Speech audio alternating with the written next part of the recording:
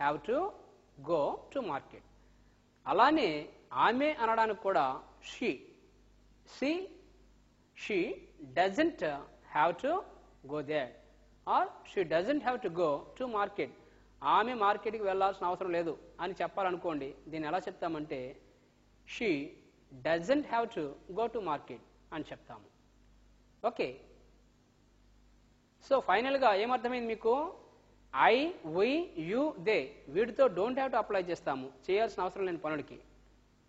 He, she, ఇట్తో doesn't have to apply చేస్తాము. అర్థమైంది కదా? ఇప్పుడు మరొక సెంటెన్స్ చూద్దాము. ఈ సెంటెన్స్ ఏమిటంటే లుక్ హియర్, ఈ సెంటెన్స్ చూడండి. నువ్వు నాకేమీ చెప్పాల్సిన అవసరం లేదు.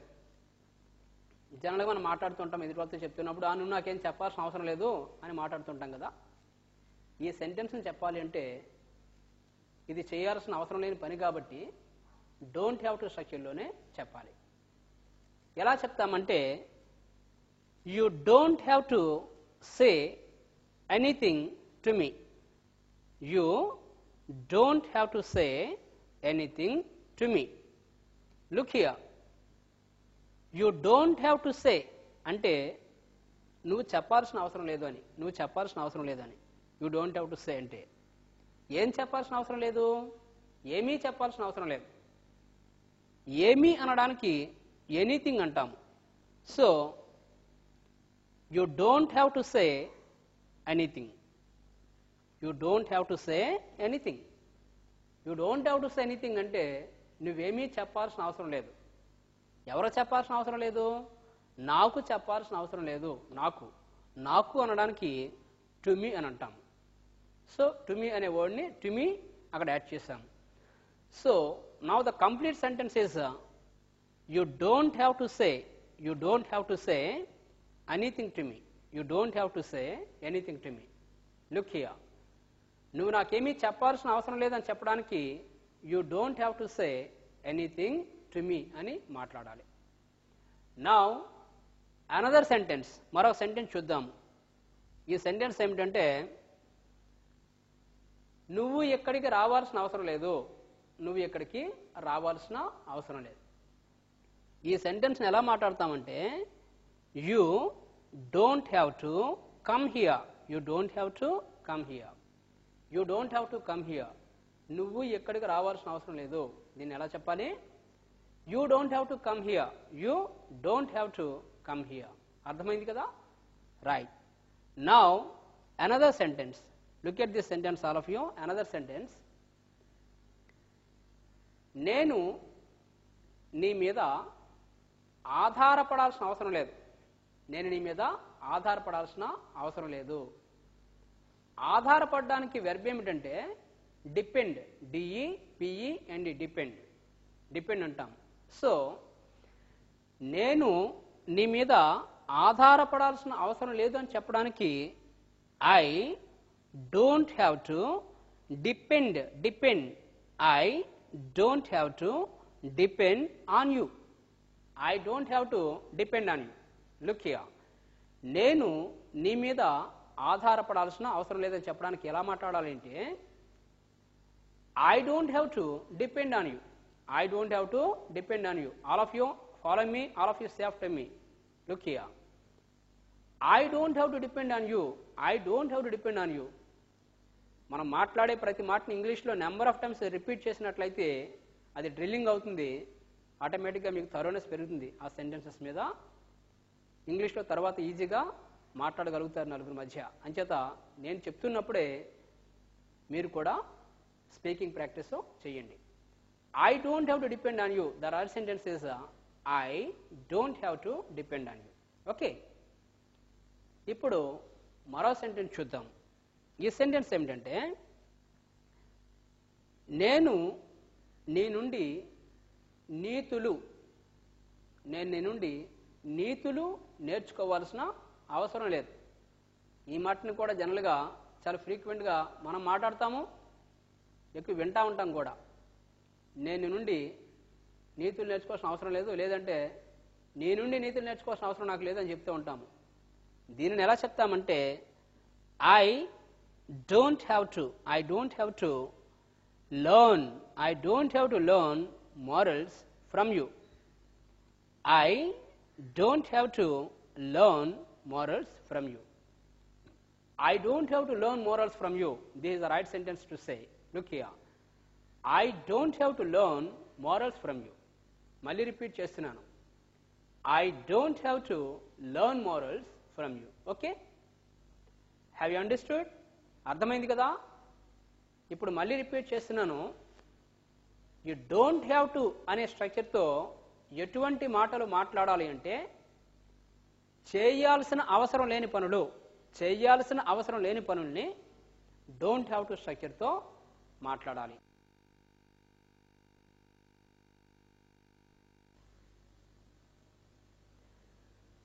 Now we are going to learn another structure, must or should. Must or should. Must or should. ఈ మస్ట్ ఆర్ షుడ్ అనే స్ట్రక్చర్తో ఎటువంటి మాటలు మాట్లాడాలి అంటే తప్పకుండా చేయాల్సిన పనులు, తప్పనిసరిగా చేయాల్సిన పనులు అంటాం కదా, అవి అన్నమాట. తప్పకుండా చేయాల్సిన పనులు, చేయవలసి ఉన్న పనుల్ని హ్యావ్ టు స్ట్రక్చర్తో మాట్లాడితే తప్పకుండా చేయాలి అనే పనుల్ని మస్ట్ ఆర్ షుడ్ అనే స్ట్రక్చర్తో మాట్లాడాలి. ఫర్ ఎగ్జాంపుల్, నేను ఇంగ్లీష్ నేర్చుకోవాలి అని చెప్పడానికి I have to learn English, I have to learn English అని మాట్లాడితే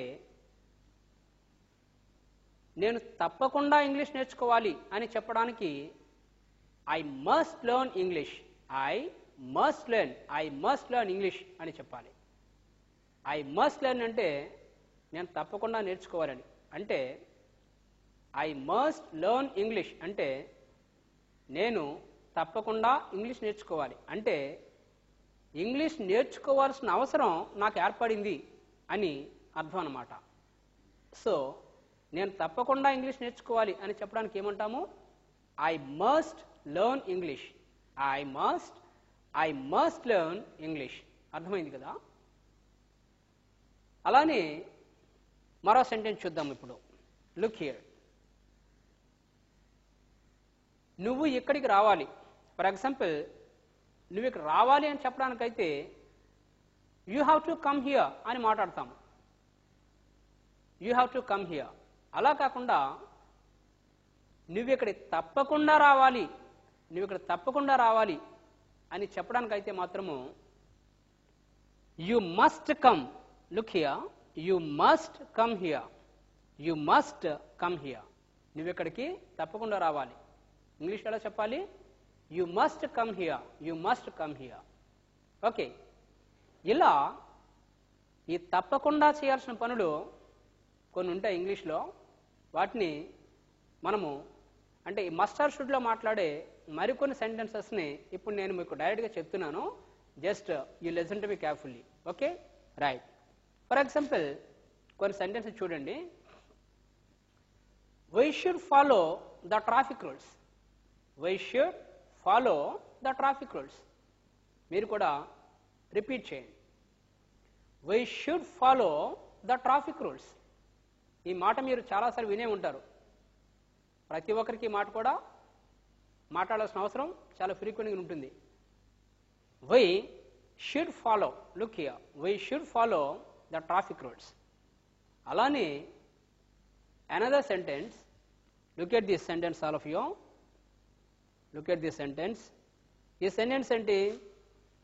why should respect our constitution. మనం మన రాజ్యాంగాన్ని ఖచ్చితంగా గౌరవించి తీరాలి. దీనికి హ్యావ్ టు అప్లై చేయము, must or should. Look here, we should respect our constitution. అలానే అనదర్ సెంటెన్స్ ఏమిటంటే we should utilize our vote. మన ఓటును కూడా తప్పకుండా యూటిలైజ్ చేసుకొని తీరాలి. కాబట్టి we should utilize our vote. We should utilize our vote. Look here, in the same manner, you must practice speaking a few more dialogues or a few more sentences in this structure, must or should. Okay, right.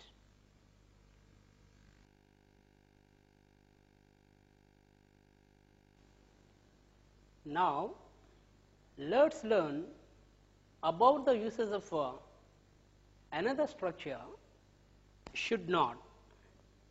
Should not.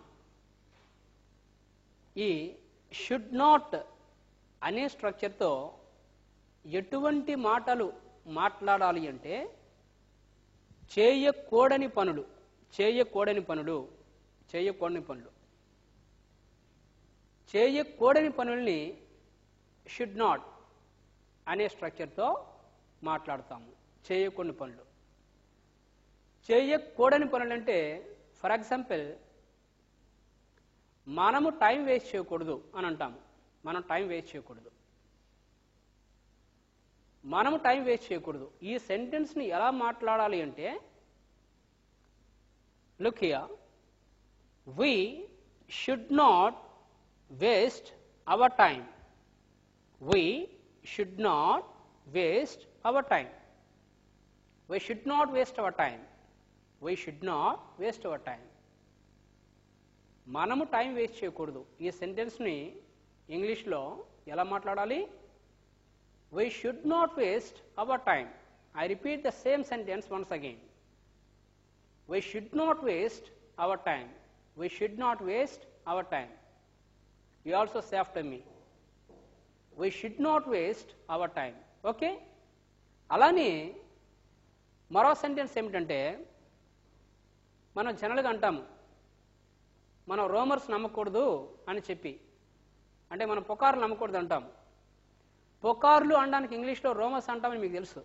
So మనం rumours నమ్మకూడదు అనడాన్ని ఇంగ్లీష్లో ఎలా చెప్పాలి అంటే we should not believe. We should not believe అంటే మనం నమ్మకూడదు. ఏమి నమ్మకూడదు? Rumours. So we should not believe rumors. We should not believe rumors. I repeat, we should not believe rumors. We should not believe rumors. Okay. Now another sentence. Look here. మనం జనరల్గా అంటూ ఉంటాము ఏమిటంటే మనము మన బాధ్యతల్ని మర్చిపోకూడదు. మనము మన బాధ్యతల్ని మర్చిపోకూడదు.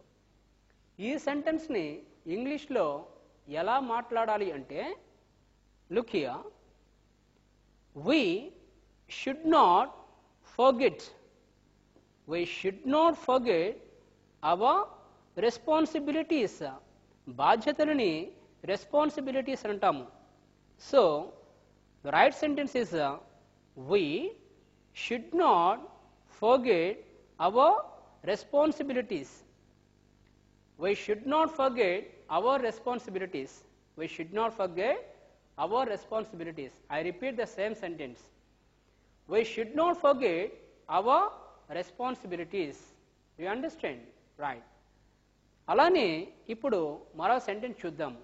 ఈ సెంటెన్స్ ఏమిటంటే జనరల్గా అంటాం మనం నువ్వు అలా చేయకూడదు అని అంటాం. నువ్వు అలా చేయకూడదు.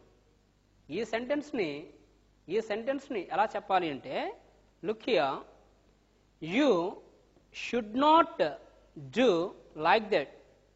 You should not do like that. You should not do like that. I repeat, you should not do like that. మీరు కూడా అందరూ నాతో పాటు చెప్తున్నారు కదా? Right, good. You should not do like that. Okay. Now another sentence. ఈ sentence ఏమిటంటే జనరల్గా మనము ఎక్స్పైర్డ్ మెడిసిన్స్ని యూజ్ చేయకూడదు. ఎక్స్పైర్డ్ మెడిసిన్స్ మనము యూజ్ చేయకూడదు. ఈ సెంటెన్స్ని ఇంగ్లీష్లో ఎలా చెప్పాలి అంటే ఈ సెంటెన్స్ని look here, we should not use expired medicines. I repeat, we should not use expired medicines. We should not use expired medicines. We should not use expired medicines. దీనినే మనం ఎక్స్పైర్డ్ మెడిసిన్స్ ఎప్పుడు యూజ్ చేయకూడదని చెప్పాలంటే ఏం చెప్తామంటే we should never use, I repeat, we should never use expired medicines. Okay, in the same manner you must practice speaking some more sentences in this structure. Should not. Okay, right.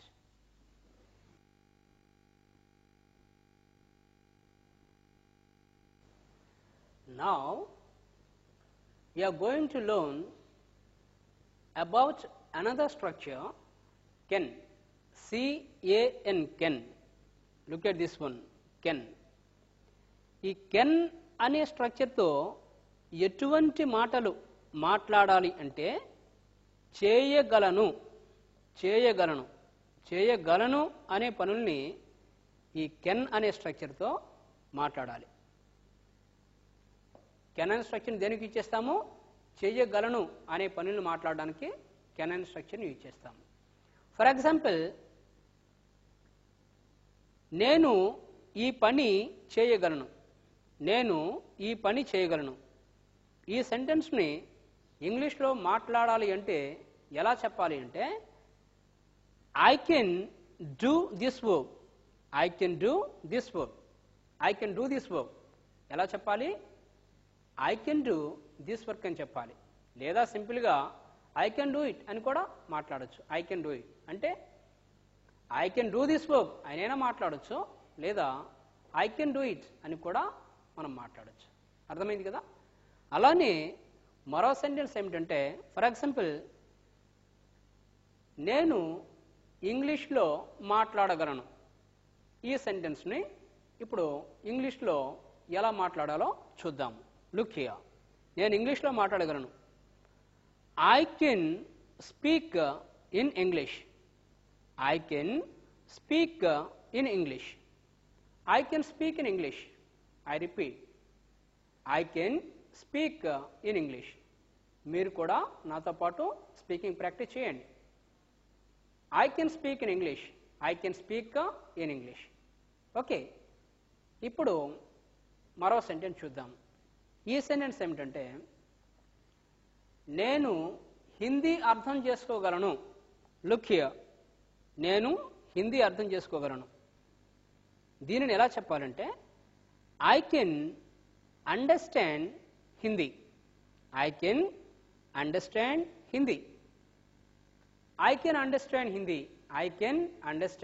Hindi. ఓకేనా? I repeat the same sentence, I can understand Hindi. Okay, now another sentence. ఈ sentence ఏమిటంటే,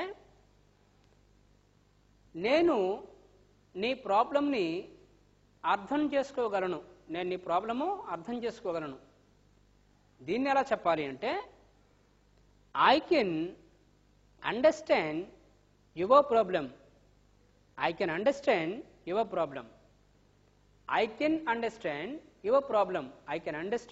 your problem. Okay, I can understand your problem.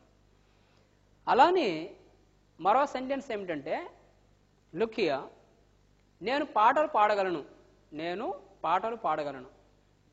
ఈ సెంటెన్స్ను ఎలా చెప్పాలంటే I can sing songs. Look here, I can sing songs.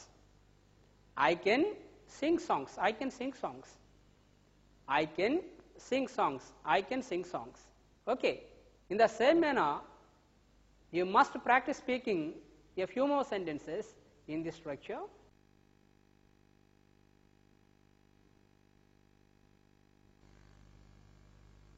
Now let's learn about another structure, cannot. Can అనే structure కి నెగటివే cannot.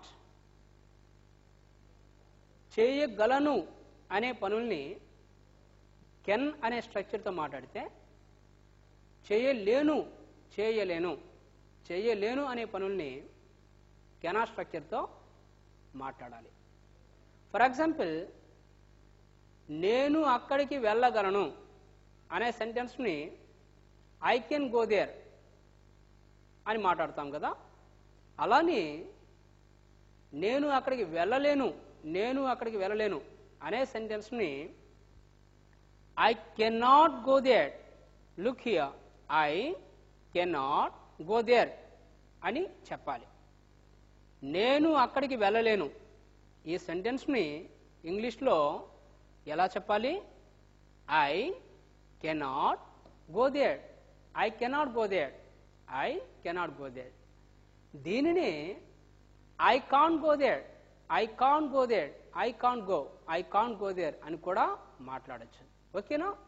Now another sentence, look here. నేను హిందీ అర్థం చేసుకోలేను. ఈ సెంటెన్స్ని ఎలా మాట్లాడాలి అంటే I cannot understand Hindi, I cannot understand Hindi. దీనిని ఐ కెనాట్ అండర్స్టాండ్ హిందీ, ఇదే సెంటెన్స్ని ఐ కాంట్ అండర్స్టాండ్ హిందీ అని కూడా మాట్లాడచ్చు. I cannot understand Hindi or I can't understand Hindi. ఓకేనా? Now another sentence. ఈ సెంటెన్స్ ఏమిటంటే నేను ఇక్కడికి రాలేను. దీనిని ఎలా చెప్పాలి అంటే look here, I cannot come here, I cannot come here, I cannot come here. దీనిని ఐ కాంట్ కమ్ హియర్ అని కూడా మాట్లాడచ్చు. ఓకే కదా? రైట్. Now another sentence. ఈ సెంటెన్స్ ఏమిటంటే నేను నిన్ను కలవలేను.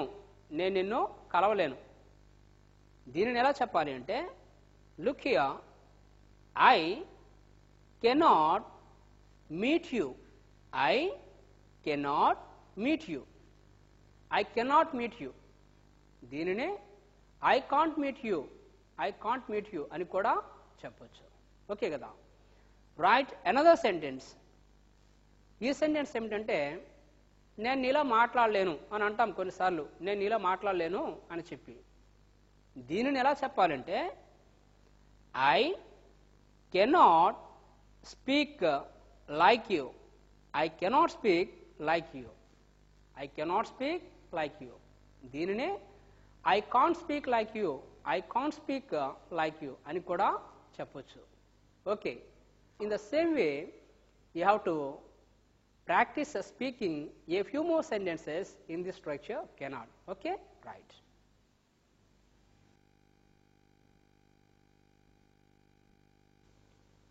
Now, let's learn about another structure, could. Can అనే structure కి past tense ఈ could. Look here. చేయగలను అనే పనుల్ని కెన్ స్ట్రక్చర్తో మాట్లాడితే చేయగలిగానంటే ఆల్రెడీ అయిపోయింది ఆ పని. చేయగలను అనడానికి కెన్ స్ట్రక్చర్ యూజ్ చేస్తే చేయగలిగాను అనడానికి కుడ్ యూజ్ చేస్తాము. చేయగలిగాను ఈ రెండుకి డిఫరెన్స్ తెలుసు కదా? Right. Look here. For example, నేను ఈ పని చేయగలను అనడానికి అయితే I can do this work అని అంటాము. అలా కాకుండా నేను ఈ పని చేయగలిగాను అని చెప్పడానికైతే I could do this work. Look here. నేను ఈ పనిని చేయగలిగాను. I could do this work, I could do this work. I could do this work అని మాట్లాడాలి. I repeat the same sentence. నేను ఈ పని చేయగలిగాను. I could do this work. ఓకేనా? Right. Now another sentence. Look here. ఈ sentence ఏమిటంటే నేను వాళ్ళ అడ్రస్ కనుక్కోగలిగాను. నేను వాళ్ళ అడ్రస్ కనుక్కోగలిగాను. దీనిని ఎలా చెప్పాలి అంటే, now look at this one all of you. I could find their address. I could find their address. నేను వాళ్ళ అడ్రస్ని కనుక్కోగలిగాను. కనుక్కోగలనంటే I can find. కనుక్కోగలిగానంటే I could find. Have you understood the difference? Good. I could find their address. Okay? Similarly, one more example. One more sentence. ఈ sentence ఏమిటంటే, నేను వాళ్ళని కలుసుకోగలిగాను. దీనిని ఎలా చెప్తామంటే, I could meet them. ఓకేనా? I could meet them. Okay. Now another sentence. ఈ sentence ఏమిటంటే, look here. మనము మన స్వాతంత్ర్యాన్ని 1947లో పొందగలిగాం. మనకు తెలిసే సెంటెన్స్ తెలుగులో చాలాసార్లు మాట్లాడుకున్నాం. దీన్ని ఇంగ్లీష్లో ఎలా చెప్పాలి అంటే, look here, we could get our independence in 1947. We could get our independence in 1947. అలానే ఈ సెంటెన్స్లో, ఈ స్ట్రక్చర్లో మాట్లాడే 2 more sentences చూద్దాం. అవి ఏమిటంటే, look here, she could learn English within only 1 month. She could learn English within only 1 month. అంటే ఆమె కేవలం ఒకే ఒక నెలలో ఇంగ్లీషు నేర్చుకోగలిగింది అని చెప్పడానికి she could learn English within only 1 month అని చెప్తాము. Now the last sentence in this structure. ఆ సెంటెన్స్ ఏమిటంటే,